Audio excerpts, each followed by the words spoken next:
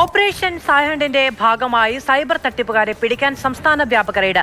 എറണാകുളം റൂറലിൽ 18ഓളം പേരാണ് പിടിയിലായത്. ഇതര സംസ്ഥാനക്കാരായ സൈബർ തട്ടിപ്പുകാർക്ക് ബാങ്ക് അക്കൗണ്ടുകൾ എടുത്തുകൊടുത്തവരാണ് പിടിയിലായത്. ബിനിൽ വിവരങ്ങളുമായി ചേരുകയാണ്. ബിനിൽ, ഈ തട്ടിപ്പ് വളരെ ഗുരുതര സ്വഭാവത്തിലുള്ളതാണ്. മുൻപും നമ്മൾ ഇത്തരം വാർത്തകൾ റിപ്പോർട്ട് ചെയ്തിട്ടുണ്ട്.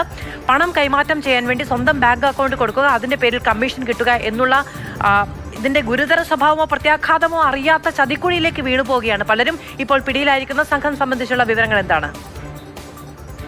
മാധു, ഇത് അറിഞ്ഞുകൊണ്ടും അറിയാതെയും ഈ തട്ടിപ്പിന് കൂട്ടുനിൽക്കുന്നവർ ഈ കൂട്ടത്തിലുണ്ടാകും. സ്വാഭാവികമായി ഇപ്പോൾ കസ്റ്റഡിയിലെടുത്തവരെ വിശദമായി ചോദ്യം ചെയ്യുമ്പോഴാണ് ഇക്കാര്യങ്ങളൊക്കെ മനസ്സിലാകുന്നത്. ഇത് സംസ്ഥാന വ്യാപകമായിട്ടുള്ളൊരു റെയ്ഡാണ്. സംസ്ഥാന പോലീസ് മേധാവിയുടെ നിർദ്ദേശപ്രകാരം വളരെ തയ്യാറെടുപ്പോടുകൂടി സംസ്ഥാന പോലീസ് നടത്തുന്ന റെയ്ഡാണ്. ഇപ്പോൾ എറണാകുളം റൂറലിലും മധ്യ കേരളത്തിലുമായി ഏതാണ്ട് 40-ലധികം ആളുകളെയാണ് പിടികൂടിയിരിക്കുന്നത്. ഇതിൽ എറണാകുളം റൂറലിൽ തന്നെ 18ഓളം പേർ പിടിയിലായിട്ടുണ്ട്.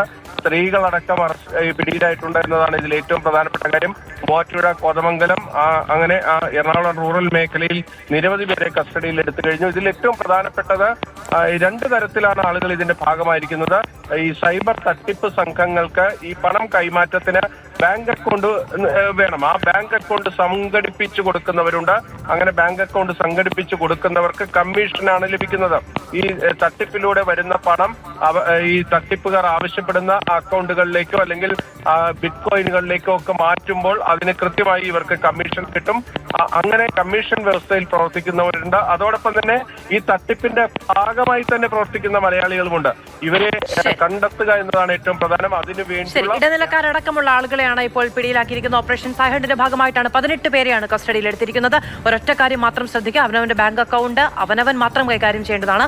അത് മറ്റുള്ളവർക്ക് കൊടുത്തിട്ടുണ്ടെങ്കിൽ അതിന്റെ മുഴുവൻ ഉത്തരവാദിത്വവും നിയമപ്രശ്നങ്ങളും അവനവൻ തന്നെ അനുഭവിക്കേണ്ടി വരും എന്നുള്ളത് വ്യക്തമാക്കപ്പെട്ട കാര്യമാണ്. അതിലേക്ക് തലവെച്ച് കൊടുക്കാതിരിക്കുക.